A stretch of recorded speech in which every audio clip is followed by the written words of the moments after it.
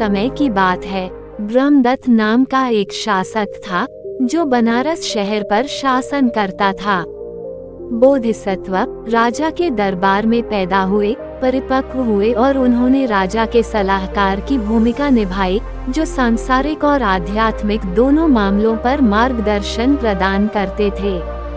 हालांकि राजा ब्रह्मदत्त की प्रवृत्ति अत्यधिक बात करने की थी, जिससे किसी और के बोलने के लिए कोई जगह नहीं बचती थी। बोधिसत्व राजा की लगातार बकबक पर अंकुश लगाने की इच्छा से धैर्यपूर्वक अवसर की प्रतीक्षा करने लगा। हिमालय के निकट एक तालाब में एक कछुआ रहता था। 2 युवा जंगली हंसों ने जीविका की तलाश में कछुए के साथ दोस्ती स्थापित की और समय के साथ वे पक्के साथी बन गए।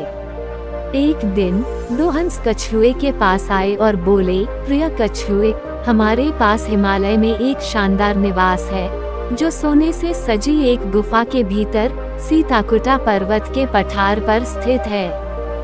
क्या आप हमारे साथ चलना चाहेंगे? कछुए ने पूछा, लेकिन मैं वहाँ कैसे पहुँच सकता हूँ?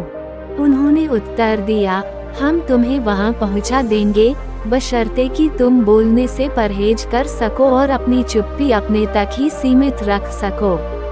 बिल्कुल, मैं ऐसा कर सकता हूँ, उन्होंने पुष्टि की। मुझे अपने साथ ले लो। नतीजतन उन्होंने कछुए को अपने दांतों के बीच एक छड़ी को मजबूती से पकड़ने का निर्देश दिया। उन्होंने स्वयं ही छड़ी के सिरों को पकड़कर आकाश की ओर ऊपर की ओर उछाल दिया। ये दृश्य देखकर गांव के बच्चे चिल्ला उठे, देखो, 2 हंस एक कछुए को छड़ी के सहारे ले जा रहे हैं। इस बीच हंस तेजी से उड़ते हुए बनारस में राजा के महल के ऊपर हवाई क्षेत्र में पहुंच गए थे। कछुए को चिल्लाने की इच्छा महसूस हुई, ठीक है, भले ही मेरे दोस्त मुझे ले जा रहे हों, तुम उपद्रवियों, तुम्हें इससे क्या सरोकार।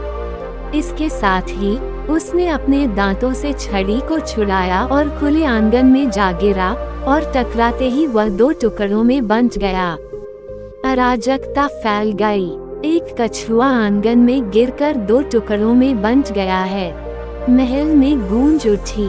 राजा, बोधिसत्व और उसके पूरे दरबार के साथ घटनास्थल पर पहुँचे। कछुए को देखकर राजा ने बोधिसत्व से पूछा, बुद्धिमान महोदय, इस प्राणी के गिरने का कारण क्या है? अब मेरा अवसर है, उसने सोचा। मैं राजा को मार्गदर्शन देने के लिए उत्सुक हूँ और मैं सही समय की तलाश कर रहा हूँ। सबसे अधिक संभावना है, सच्चाई इस प्रकार है, कछुए और हंस ने दोस्ती की। हंस ने उसे राजा तक पहुंचाने का इरादा किया होगा हिमालय, इसलिए उन्होंने उसे अपने दांतों के बीच एक छड़ी पकड़ ली और उसे आकाश में उठा लिया। तब उसने एक टिप्पणी सुनी होगी और जवाब देना चाहा होगा, लेकिन अपना मुंह बंद रखने में असमर्थ होने के कारण उसने जाने दिया, आकाश से गिर गया और मिल गया उनका निधन। इस तर्क को ध्यान में रखते हुए उन्होंने राजा को संबोधित किया, हे राजा, जो लोग अत्यधिक भाषण देते हैं, जो अपने शब्दों पर संयम नहीं रखते हैं, वे अक्सर खुद को इस तरह की दुर्भाग्यपूर्ण दुर्दशा में पाते हैं। उन्होंने ये पंक्तियां पढ़ी।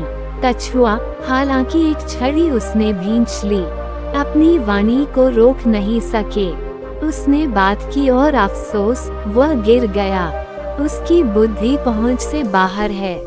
अब ये यशस्वी शासक, इस पर अच्छी तरह ध्यान दो। बुद्धि से बोलो, समय रहते तुम्हारे शब्द शांत हो जाते हैं। कछुआ अपने घुटने से मिला। अत्यधिक बातचीत, हम भविष्यवाणी कर सकते हैं। राजा ने सोचा, क्या वह मेरे बारे में बात कर रहा है?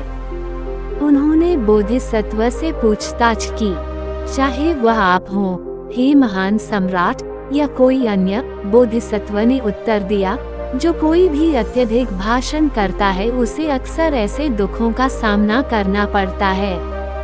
इस प्रकार उन्होंने संदेश स्पष्ट कर दिया। उस समय से राजा ने अत्यधिक बातचीत करना बंद कर दिया और कम बोलने वाला व्यक्ति बन गया।